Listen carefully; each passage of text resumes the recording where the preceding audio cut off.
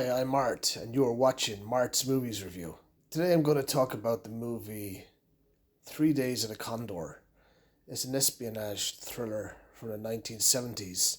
The movie is directed by Sidney Pollock and starring Robert Redford. Sidney Pollock and Robert Redford made a few movies together. They made a movie 2 years previous with Barbara Streisand, The Way We Were, a romantic drama. And you had Out of Africa as well. It's set in New York City. Basically, we have Redford, CIA analyst. He's just a book researcher. There's 7 or 8 of them altogether. I think there's 7 in the office at the time. There's 1 off duty, and they're just focusing on books and letters, magazines, just to see anything that pops up that might be of concern to the Central Intelligence Agency. And you start off, they show the office and they show them all kind of just carrying on with their duties. A man goes into Redford's office. We just see someone in his office, all right, but it's not Redford, it's Albert Einstein. And we see Redford then popping up on a motorized bicycle that we see now today with the scooters. And there's bonhomie and chit chat between the female and the females and the males inside the office. And then it's time to go for lunch, and it's Redford's turn to go and get lunch. So he pops out with the lunch order out the back. He having the crack with the lads in the diner while getting the lunch order. The rest of the crew that he's working with come face to face with a fellow CIA agent and kind of freelancer, played by Max von Sydow, the actor from The Exorcist. He enters the building anyway, and 6 or 7 agents get killed, with silencers. And yeah, there's kind of a memorable scene, the female CIA agent, what she says, when she comes face to face with Max. And then, of course, Redford comes back from his with the lunch order to the front of the building, and he's just waiting to get buzzed in, and there's no one buzzing him in, so he just pushes his hand at the door and he sees that it's open, and he sees his fellow agents on the ground. He thinks they're just fooling around, and then he just sees he goes up the stairs and goes around and sees the woman and sees the other 2 guys upstairs as well. And he's just amazed by he's just in total shock of what's happening. They're not. And he's just panicked then, and he takes a gun with him, and he just kind of flees the building. He's on the phone then to the CIA operatives, and he's in a state of stress, anxiety, as he would be in a phone box. And they're asking for his code name and who's his team, and one of his agents that got shot at the reception is Nightingale, and they're just saying call back in 2 hours, and he just feels all alone and kind of all confused. And he gets in contact then with one of the agents, his higher ups, and they're actually in the Twin Towers. It must have been in 1975.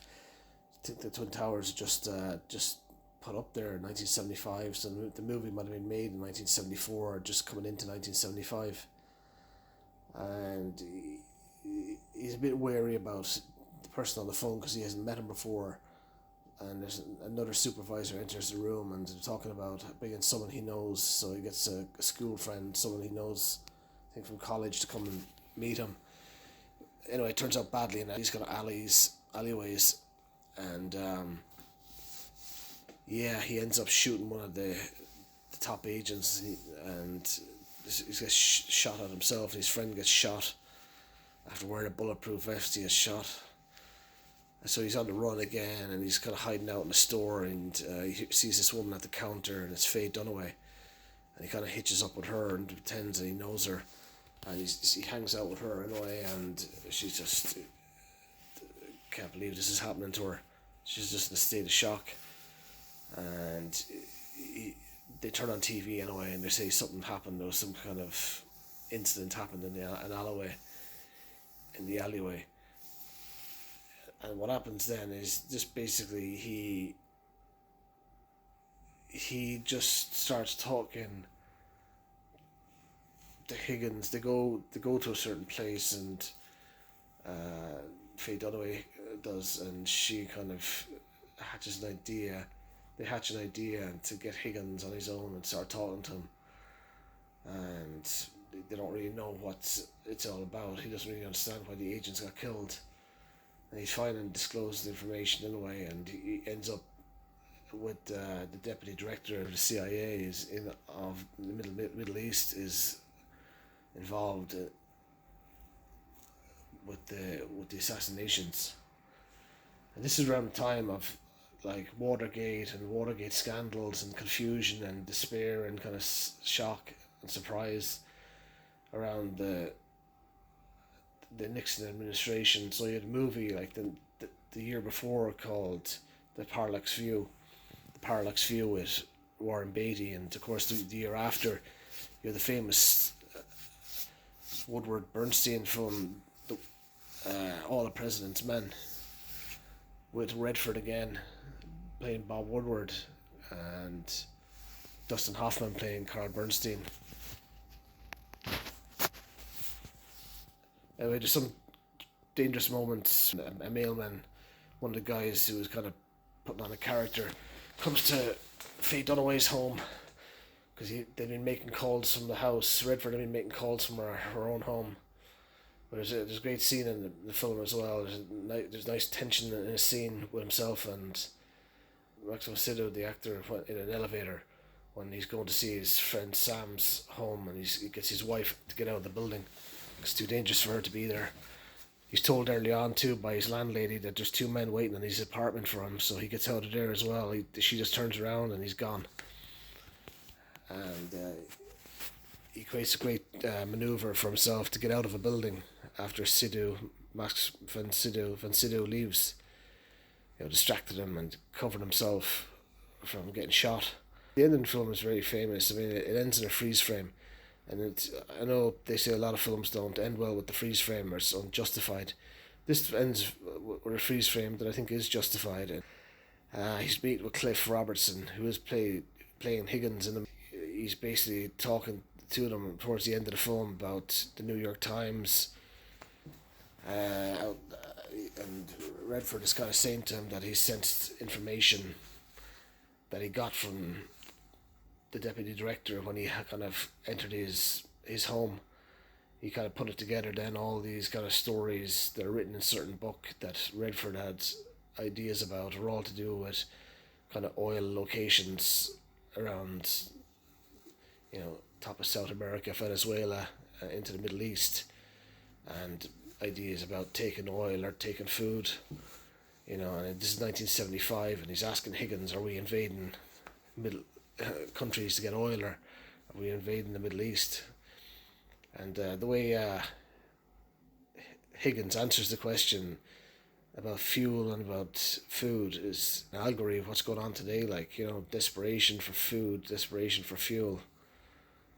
Where Higgins would say, like, the people, we won't have to ask the people just to get the fuel and the food. They'll basically tell us to go and get it.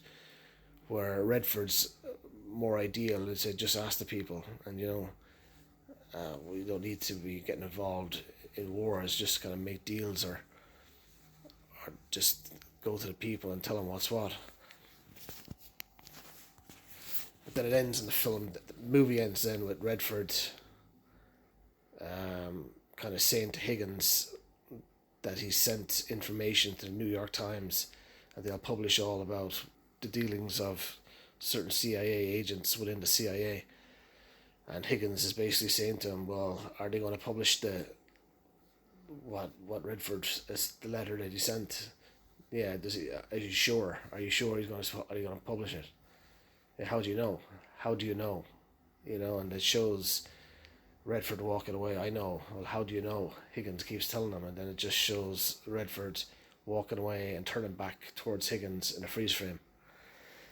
So it's an excellent story, and I like the film. I like the atmosphere of the film, and yeah, different ways Redford looks in the film as well. Like, he's got the collar up as well, which is kind of a cool look that you see later on. Yeah, but I think the story is very believable, and the deaths in the story are very believable as well. And I think it should be seen alongside the Parallax View and All the President's Men. These kind of espionage thrillers, 1974, 1975, 1976. It's in the league with those kind of films you see later on, like Enemy of the State with Gene Hackman. So I hope you enjoyed this review. You can log on to YouTube and watch the Lear Media YouTube page and watch many of our YouTube Lear Media videos there. And you can like this video, subscribe with the red button, the bottom right hand side, and you can watch many of our shows on the Lear Media YouTube page, Facebook, Twitter, and across the rest of the social media platforms. I'll talk to you next time.